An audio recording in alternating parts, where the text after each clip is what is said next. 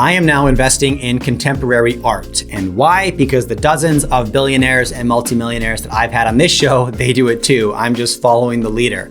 Since the mid-90s, contemporary art prices and appreciation have actually outpaced the total return of the S&P 500 by 164%. I want a piece of that action. So the way I do it is through a platform called Masterworks. They allow me to buy fractional ownership in those classic names, the multi-million dollar paintings by artists like Monet, Picasso, Andy Warhol, etc. If that painting is sold after I buy my ownership as a part owner, I get paid out on that sale. Or if I just want to liquidate my position prior to, I can do so on the Masterworks secondary market. Personally, I don't intend on that. I dollar cost average in. I intend to park cash there for the long term. If you're interested, check out masterworks.io and follow me down this path.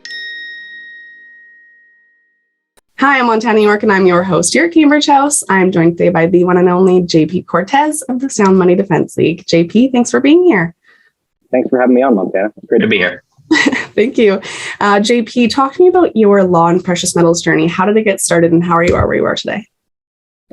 So I discovered Ron Paul, who was a former congressman in Texas, late in my teenage years. Ideas of personal autonomy and individual rights really resonated with me as a high schooler listening to punk rock music. And it was through Ron Paul that I ended up taking the red pill, as they say, and discovering the Austrian School of Economics. So I sat through my AP Econ class and I found myself wrestling with the foundational premise of the class. The Keynesian ideal, which most governments hold as gospel today, that governments can leverage deficit spending into prosperity, is just something that instinctively didn't add up with me.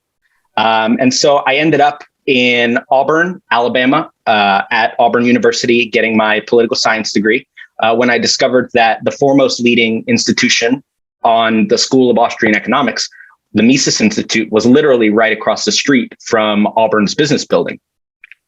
So I went further down the rabbit hole and I found the works of Ludwig von Mises, Murray Rothbard, Guido Hülsmann, and I found myself entranced by something that happened here in the United States in 1971. And that was that America completed the full transformation from money into political money. And this has moral and economic and geopolitical implications that we're still seeing play out today. So the dollar now had no tie to gold, no standard of any sort. America yielded its monetary powers to unelected prognosticators. And an obvious course of events followed, right? Inflation rose and Americans were punished with the hidden tax of inflation for holding money. Government spending largely went unchecked. We went from less than 400 billion to more than 31 trillion today. That spending went to fund really questionable things like decade-long wars without much to show for it. And wealth inequality increased and the standard of cost of living skyrocketed.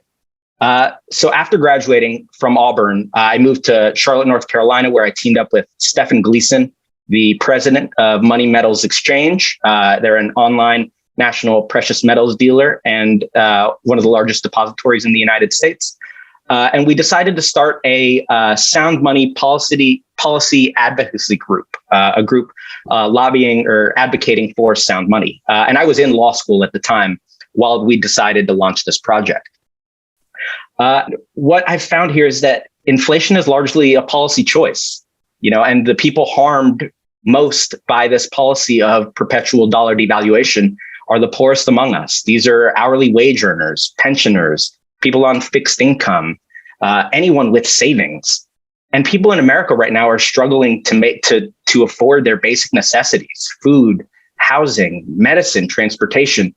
And America has a policy, an intentional policy, and they've done this for decades, of actively making these things harder, pricing people out of life, making it more difficult for people to get their most basic needs met.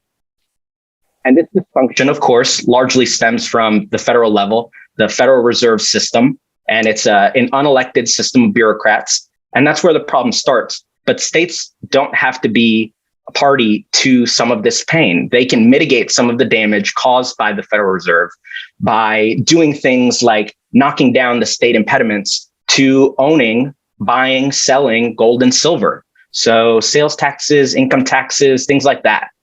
And it's not just individuals that are harmed by these policies. States many times themselves are handcuffed against holding gold on their balance sheets. So states can't even protect themselves using gold in many cases. And so that's something we're actively working on as well. And so when Stefan and I started this project, I decided to leave law school and pursue sound money activism full time. And it's been the best decision I've ever made. Amazing. You love to hear it. Is there anything else on the Sound Money Defense League's work that you'd like to get in or touch on? Yeah, absolutely. So we've been around now for a little more than 6 years. We're a national nonpartisan policy group focused on remonetizing gold and silver. And the way we've found to do that is mostly by removing the friction into and out of gold and silver. So in 9 states across the country today in the United States, there are 9 states that charge sales tax when you buy silver or when you buy gold and silver on top of the price of the metal. In most states and on the federal level, you're also taxed when you sell the gold and silver with capital gains. So you're hit with both sides in those cases on the sales side, and then when you go to sell the asset and you're taxed capital gains.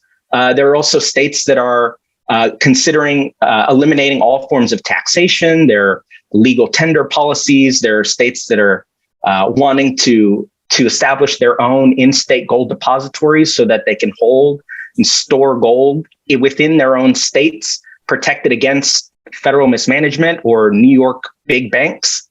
And so, we've been working now for 6 years. We've had this incredible string of victories over the last 6 years or so. This year, we are working in there are 23 different pieces of legislation that we've worked on to introduce and to advocate for across 10 different states here in the United States. So we are definitely staying busy. The huge problem of inflation is becoming more and more tangible. People are feeling it. People are talking about it in ways that they haven't in a really long time.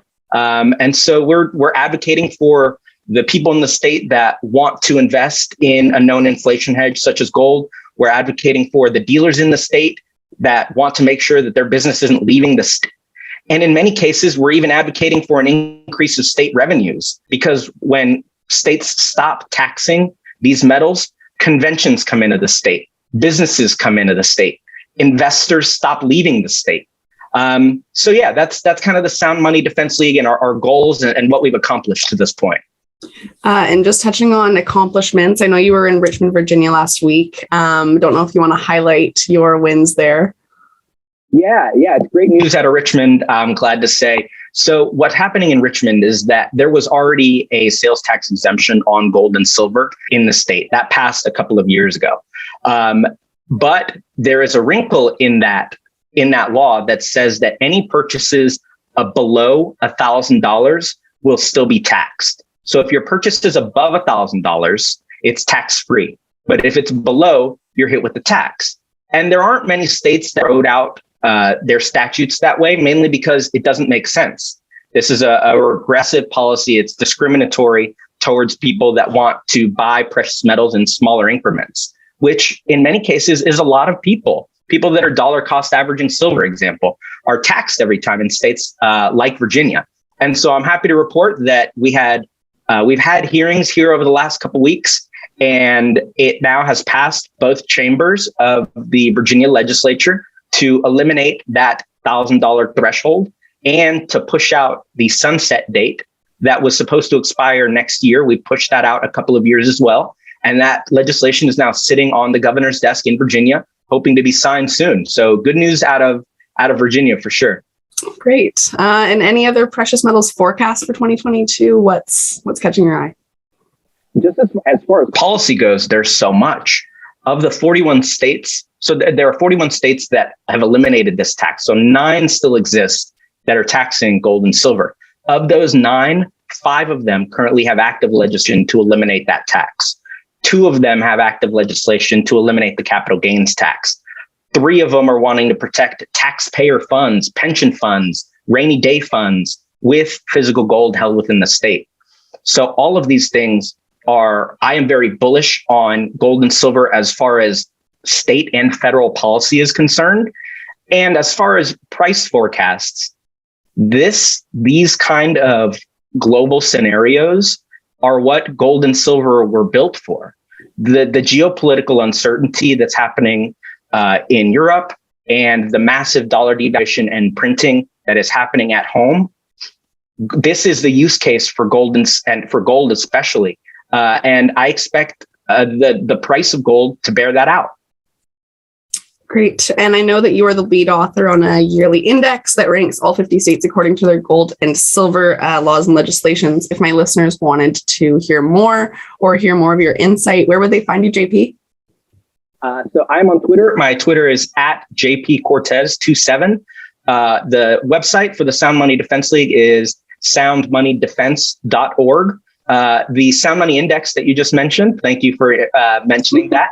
You can find that on Money Metals Exchange's website, the 2021 Sound Money Index. We publish that yearly with new updated rankings and things based on what the state has done legislatively that year. And please sign up for our email list, any legislative updates, any sort of information or content that we're producing, you can find on our website and sign up for our email list. It'll be right in your inbox. Great. Awesome. Thank you so much for your time, JP. Thank you so much, Montana. Good to be here.